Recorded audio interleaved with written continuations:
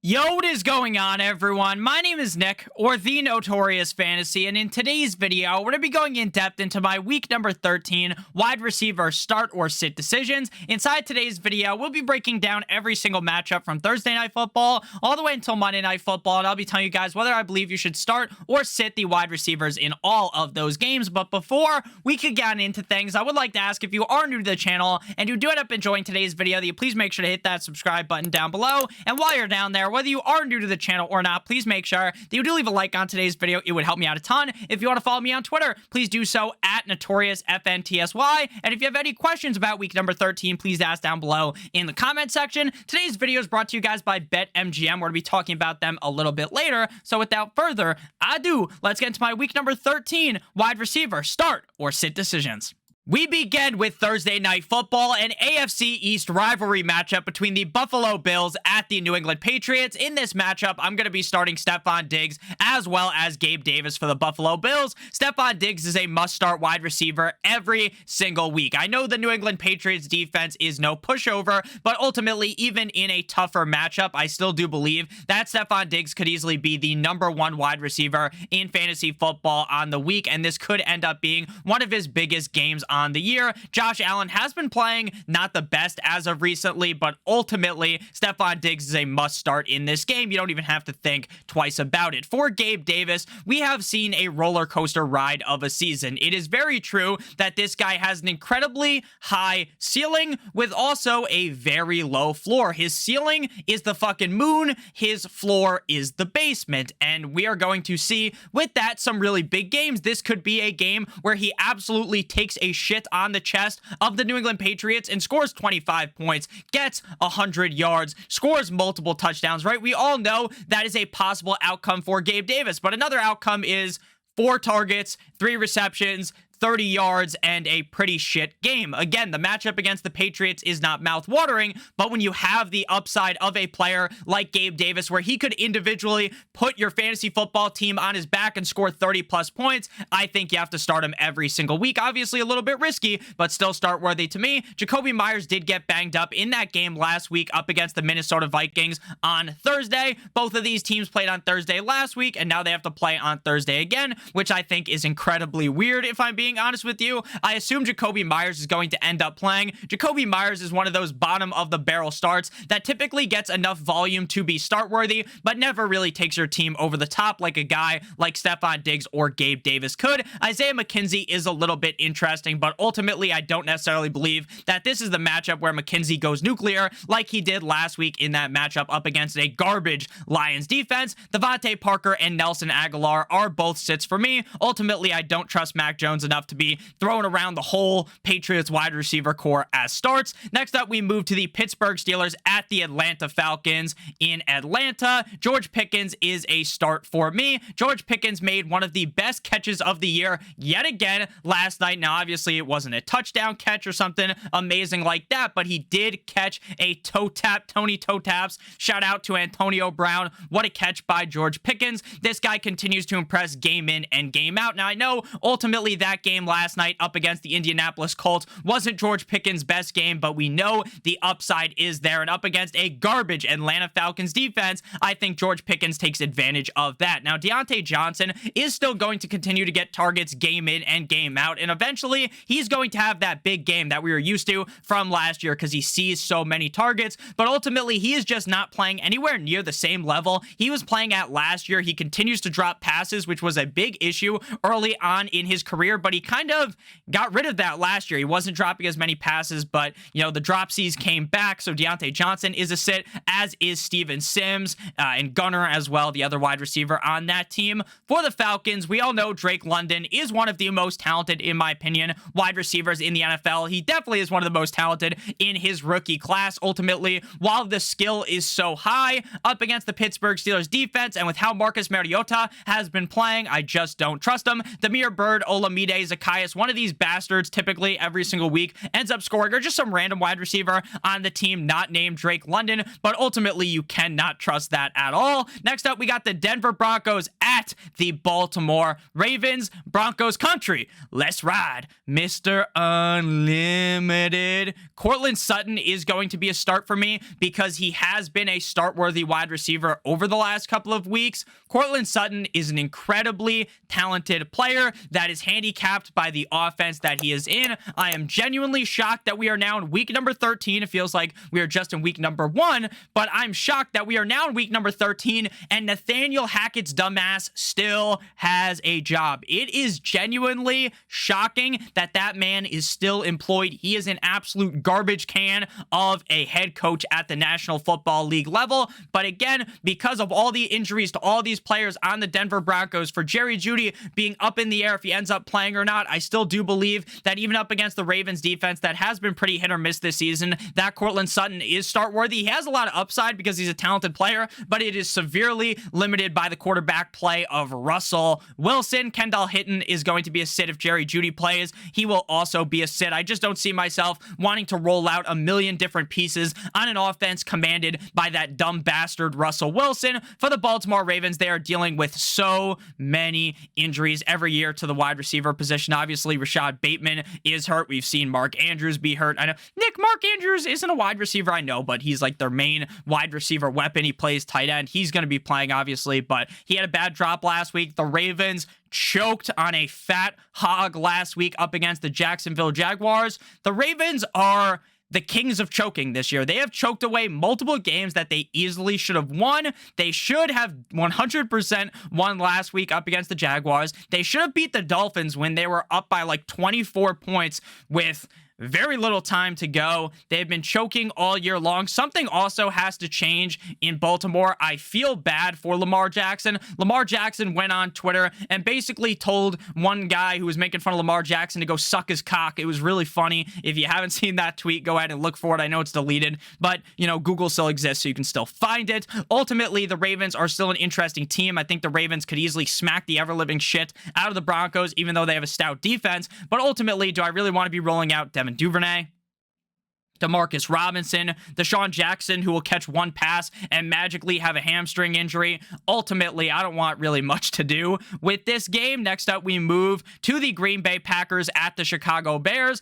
On the Pat McAfee show earlier on today, Aaron Rodgers was on and declared that he should be playing on Sunday up against the Bears. And we all know that Aaron Rodgers is the proud owner of the Chicago Bears franchise. Rodgers didn't play all that bad prior to his injury. He seems like he's good to go. He's obviously dealing with a lot, but Christian Watson has been playing out of his mind. And I talked about this last week. While Christian Watson isn't out there getting 9 targets a game, right? He's getting a couple of targets and scoring touchdowns every game. But until we see a reason to fucking bench him when he stops scoring touchdowns, then I'm going to continue to start him with the utmost confidence. Christian Watkins slapped the shit out of the Philadelphia Eagles defense last week. Front hand, backhand, like he's in a Key and Peele sketch. It was very impressive. Christian Watson is an amazing wide receiver, and the Bears defense is absolute hot garbage. Allen Lazard is kind of one of those guys that's just on the fence of being a start-worthy guy. He is obviously listed as a sit for me. If you wanted to start him, you talk yourself into Aaron Rodgers just absolutely teabagging the Bears, then go ahead and play Allen Lazard, but ultimately, he is one of those guys that I'm not very excited about. Randall Cobb continues to see targets. This guy is fucking immortal. He's like 7,000 years old, still catching passes from Mr. Discount Double Check. Chase Claypool is now the #1 wide receiver on the Bears, but if I'm the Chicago Bears, why are you rolling out Justin Fields this week? Like, I don't think they should play Justin Fields now. Does that mean that Justin Fields is for sure out? Of course not. But if I'm the Bears, I'm thinking, hey, I think we have our franchise guy. Let's not get him even more hurt. Let's just, our team sucks ass. Traded some people away. We're looking to move on to next year.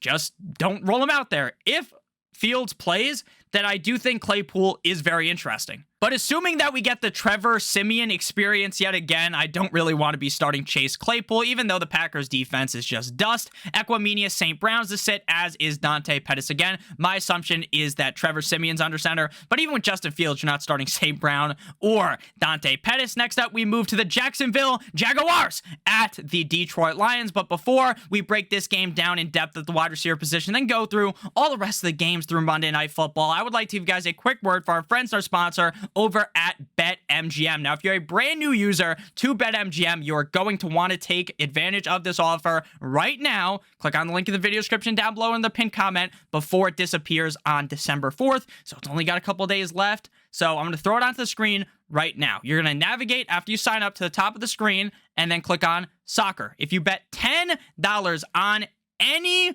World Cup pregame money line, doesn't matter if the bet wins, if your team gets absolutely destroyed, you will win $200 in free bets if any team scores a goal during the World Cup, which is guaranteed to happen. So you are guaranteed to get $200 in free bets. So please make sure that you take advantage of this right now before it disappears. Again, bet $10 on any World Cup game pregame money line, and you'll win $200 in free bets as long as there's a goal scored in the World Cup. Again, guaranteed to happen. And you can take those bets and bet them on the NFL, NBA, whatever you want. You don't have to bet them on the World Cup, but you do have to bet that pregame moneyline bet on any World Cup game. Again, make sure you check that out. Link in the video description down below and in the pinned comment. It is essentially free money. So the Jaguars at the Lions, congratulations to the Jaguars. Trevor Lawrence put on a fantastic show. He was slicing and dicing through that defense at an impressive rate. He looked incredible. He dissected that defense like they were a fucking frog. It was incredibly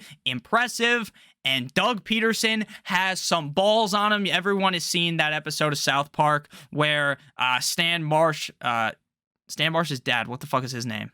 Randy Marsh, has the wheelbarrow and his nuts are in it and he's walking around. That's what Doug Peterson did. He slung his nuts onto the table. Gutsy call at the end of the game. Fantastic performance by his team. Christian Kirk took a fucking nap during that game. He was sleeping, and Zay Jones was feasting like it was Thanksgiving all over again. I don't necessarily think Zay Jones gets that many targets in this game, but he does certainly have the upside because the Lions defense is dog shit. Christian Kirk, again, one down game. I'm not panicking too much. Amon-Ra St. Brown's must start every single week as well. We know the upside is there, and this really could be a high-scoring matchup between the Jags and the Detroit Lions. It would appear that Jameson Williams may end up playing this week for the Lions, but he is not listed on this start-sit graphic because even if he's able to go, I don't really see the Lions going balls deep in with Jameson Williams. Like, I feel like they're going to just slightly ease him in. You know, they're not just going to go full balls deep in there, have him out there all the time with Amon-Ra. I think we'll see him out there if he plays, but I don't think it's some crazy snap share. So ultimately, he would be a sit. DJ Chark, baby Chark, and Khalif Raymond are sits as well. Same thing goes with Marvin Jones Jr. Next up, we move to the Cleveland Browns at the Houston Texans for the revenge game, the return game of Deshaun Watts on. Amari Cooper went to pound town up against the Tampa Bay Buccaneers. Amari Cooper has been playing out of his mind this season. It is absolutely incredible that the Browns only had to trade either a 4th or a 5th round pick, something like that, for Amari Cooper from the Dallas Cowboys. I bet you the Cowboys could use a guy like Amari Cooper right now. The Texans defense is dog shit. We saw the Dolphins smack up the Texans so hard that they benched Tua right at the beginning of the third quarter. Tyreek Hill was barely in the game. Waddle's kind of going in and out. Now, that's my biggest concern here, is that the Browns are just taking a metaphorical, hefty shit on the chest of the Houston Texans, and then maybe they just bench Watson, but I don't think that's going to be the case. I think that with Watson's first game back, he's looking to go for the kill shot over top right hand. I think that Amari Cooper and Donovan Peoples-Jones are going to have great games. Obviously, I have a lot more confidence in Amari Cooper, though. Donovan Peoples-Jones has been really good recently with even Jacoby Brissett under center. So imagine how much better things could be if Deshaun Watson is really good. Obviously, there is still the negative with Deshaun Watson. That is the fact that he is coming back from not playing over the last 2 years. Maybe he is a little bit rusty, but the Texans defense is so fucking bad that I honestly think even a rusty version of Deshaun Watson will be able to get things done. David Ring the Bell is going to be a sit. Brandon Cooks said that he has never seen, it was some crazy shit, like he basically knew,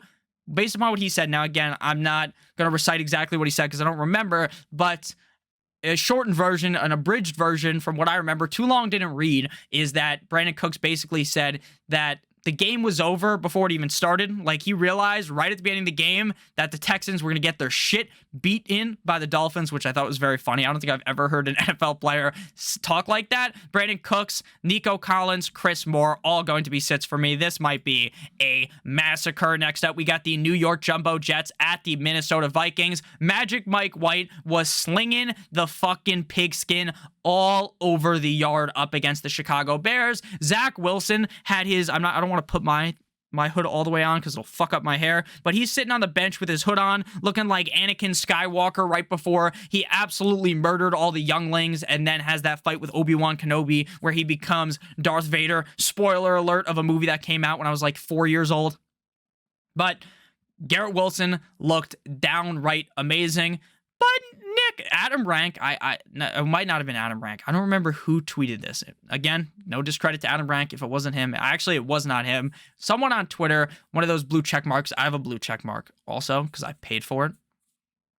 But one of these blue check marks on Twitter tweeted, if that Bears defender doesn't get hurt on the play, then Garrett Wilson probably doesn't score a touchdown, that second touchdown. Okay. If my grandma had bowls, she'd be my grandpa. So, like, shit's gonna happen. Garrett Wilson played fucking amazing. Why are we discrediting him for playing good? Like, Mike White elevates this team. Garrett Wilson's good. The Vikings defense is not very good up against the pass. Magic Mike White, maybe it was just a one-game fucking run, right? Maybe it was just one of those one-game masterpieces. It's all going to fall apart. But ultimately, based upon what I saw, I can't bet on it being a fall-apart game. I think Garrett Wilson succeeds. Justin Jefferson is a must-start. We don't even really have to talk too much about him. The guy is downright incredible. Elijah Moore is a sit. I think if you're in a deeper league, you could consider starting him. But ultimately, it really is Garrett Wilson as the number one guy. Corey Davis is a sit as well. He's just an ancillary piece in this offense. Adam Thielen did pop off on Thanksgiving, but ultimately, up against a stout Jets defense, I don't really see that happening. KJ Osborne is just a disaster. Next up, we move to the Washington Commanders at the New York Football Giants, an NFC beast matchup. The Commanders, left hands up. What does that song the Commanders say? It's like left hands up. Let's go Commanders, something like that. I don't think that's actually what they say. Song's very catchy though, but I don't know the words. Commanders coming off of a hot win.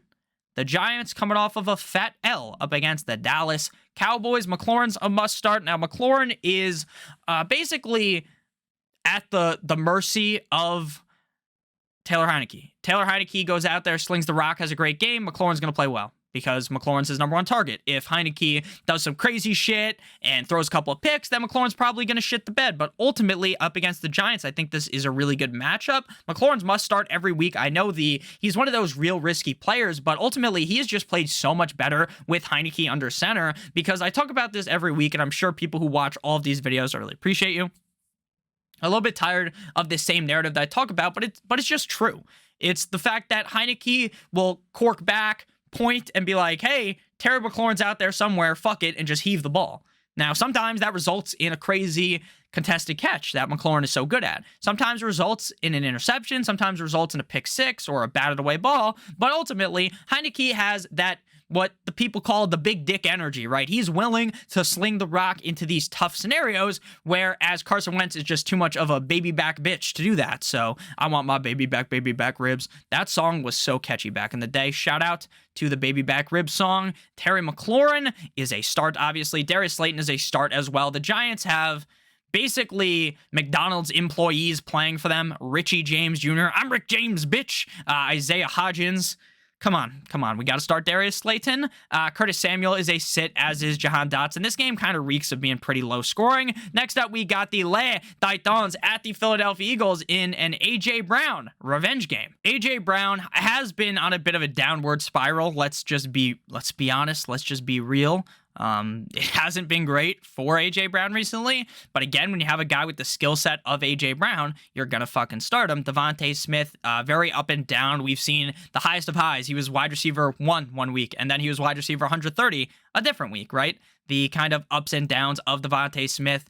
It's because he's on an offense that has just loaded with talent, right? At any opportunity, any chance, any drive, Jalen Hurts could run in a 40-yard touchdown. Brown could catch a touchdown. Miles Sanders could take one to the crib. Kenneth Gainwell could take one to the crib, right? They have a lot of weapons in Philly, which does hurt the floor of a guy like Smith and A.J. Brown. Ultimately, though, you're still going to start both of them. Treylon Burks has had 2 great games. There's going to be some people I already know now, probably not in the comment section because I talked about this in the waiver wire video, but there's people that are going to be like, oh, Nick, Treylon Burks only scored a touchdown because Henry fumbled it and he fell on it. Well, you're not going to fucking apologize for fantasy points. You're not going to just give your opponent back the 6 points for the touchdown, right? You're going to take those points and you're going to shove them directly into your opponent's face, right? So if Burks ends up picking up a fumble and scoring another touchdown this week, I'm not going to be pissed about it. I'm going to be happy because Treylon Burks scored. Treylon Burks has had a 20-plus target share in both of the last 2 matchups combined. He's the clear #1 target in this offense. Obviously, Derrick Henry is the focal piece of the offense.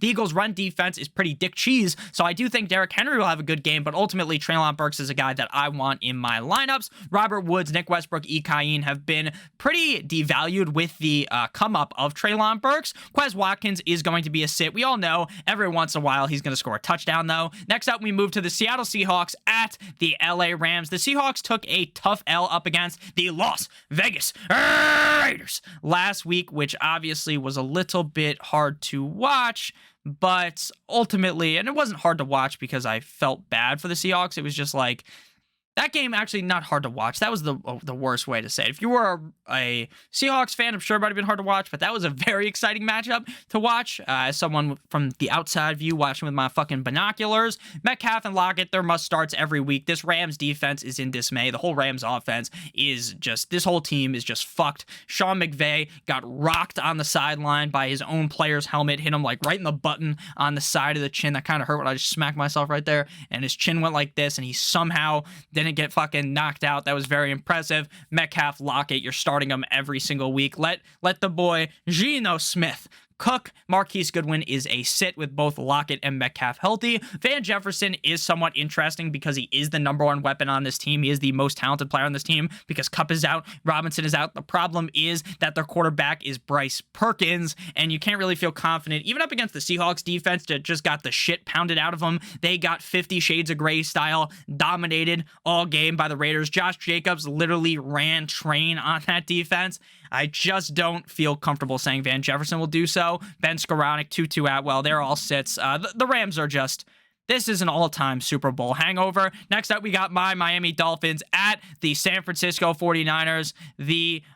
This is one of those where it's the teacher versus the student. We got Kyle Shanahan, who's been with Mike McDaniel his whole career. He's the teacher, right? And then it's basically like when Darth Vader fought Obi-Wan in A New Hope, basically. Another Star Wars reference for your head top here. Everyone's seen that movie. That movie's like from a long time ago. But yeah, if you guys have ever seen that film, the student, Anakin Skywalker, Darth Vader, beats Obi-Wan, and that's what I'm hoping happens. Mike McDaniel versus Kyle Shanahan should be very interesting. There's a lot of talking back and forth on Twitter between the Niners. The Niners are chatting shit about the Dolphins. I'm not talking about like the fans, right? The fans are always going to chirp at each other. I always make fun of every player on the other team when the Dolphins are playing against them. You know, try to get in their head. I tweeted at Kyle Allen last week, the Texans quarterback, and I was like, you better be ready, pal, for this ass whooping. Like, you're going to get pounded so hard. The highlights of this Dolphins-Texans game might end up on Pornhub because you're going to get pounded out, basically, is what I said. I thought that was a pretty funny joke, and he definitely read that. He saw that. That's why he was so shook in the game. But, yeah, this should be a very interesting one. It also sucks that the NFL has such an agenda towards the Dallas Cowboys because I understand the Cowboys are, like, the team, right? America's team.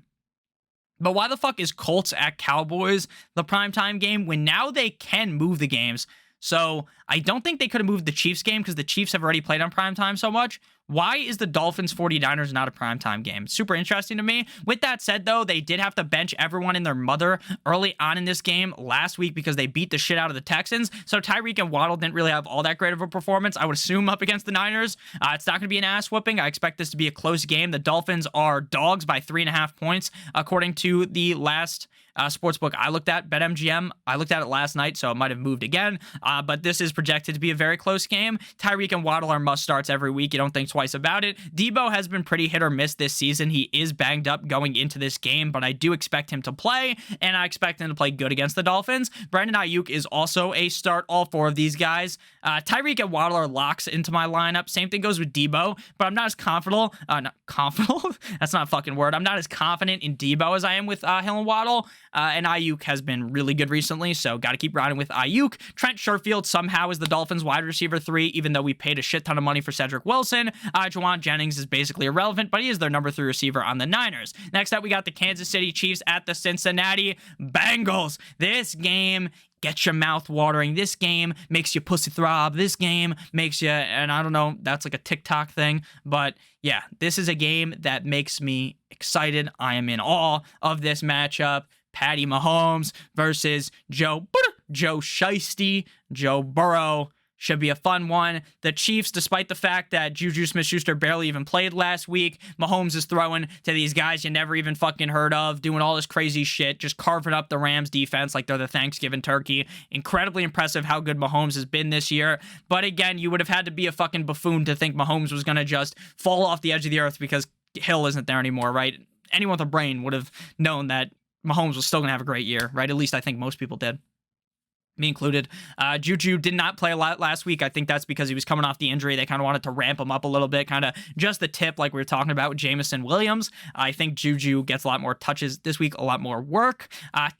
Higgins had a phenomenal performance last week for the Cincinnati Bengals. I think he could play really big again. Jamar Chase is going to be going in this game, I believe, and that makes him a guy you got to be starting as well. Again, this should be a really high-scoring game. MVS, Marquez Valdes-Scantling, his whole name doesn't actually fit in the bar. Oh, I pointed the wrong fucking way over here. So we write MVS. That's his nickname because that's how you spell out his name. First letter of every initial. MVS. Very simple nickname. Marquez Valdes-Scantling.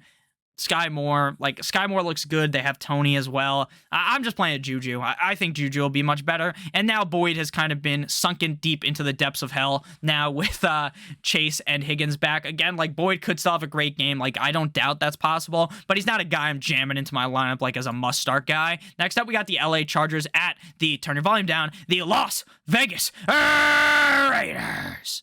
Keenan Allen is a guy that I want to start here. Keenan Allen looked really good last week. He has been impressive ever since he came back from injury. Now, he hasn't really been smashing in any of these games, right? But he does look good, and the Raiders' defense is absolutely fucking atrocious. One of the worst defenses as a whole in the National Football League. So I expect Keenan Allen to smash here. Mike Williams, I don't think he's going to end up playing. Even if he does, I just don't trust him right now. Joshua Palmer looked pretty good in that game. He had a good game the week prior. Didn't smash last week, but again, I do think this is an in-division rivalry matchup. Could be a pretty high-scoring one. So Allen, Palmer, and Devontae Adams are all starts. Devontae Adams is obviously a must-start. He was going on 3 weeks in a row. Prior to last week, he didn't have a great game last week. He was around wide receiver 32-ish.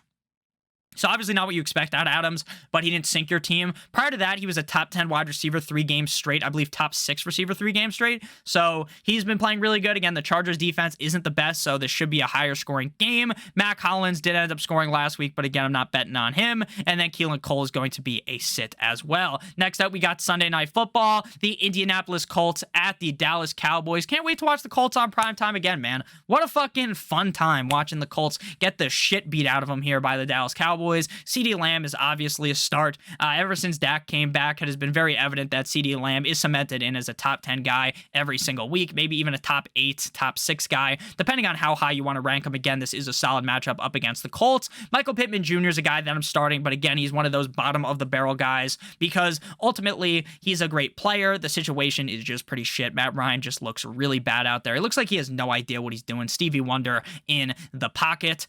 Petty Campbell had a down game. He's been been pretty decent, though, with Matt Ryan. He's not a guy that is listed as a start, but he's not necessarily the worst start if you had to start him. Alec Pierce, he just really hasn't been that phenomenal in his rookie year. Michael Gallup has shown some flashes of greatness. I do think Michael Gallup's an incredibly talented player, but ultimately he just has not shown me much this season to where I want to start him. Noah Brown is also going to be a sit. Maybe Odell will be here in a couple of weeks. Next up, we got the New Orleans Saints at the Tampa Bay Buccaneers. Pretty simple with the Bucs. You start Evans and Godwin. Godwin finally having a great game last week up against the Cleveland Browns. Godwin continues to get peppered with a zillion targets game in and game out. It feels like once every couple of weeks we see a ball thrown to Mike Evans where if he just reacted sooner, he would have caught it, or if he like dove, or if he just made like slightly more effort, he would make a good catch. Now, again, I'm not saying that Mike Evans is like dick or something, like he's this awful player.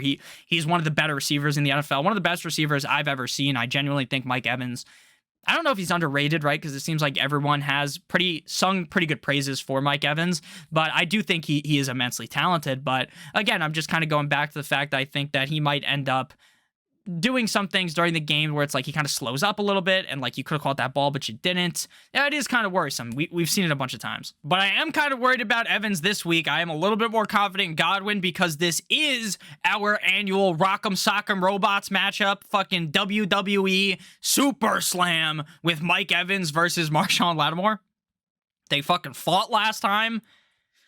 This is a matchup that's scared. Like, again, Evans is so good. Nick, you don't need to worry about the corner matchup. Evans so good, but Evans always gets fucking locked up. I'm locked up. Like that fucking Akon song, I believe.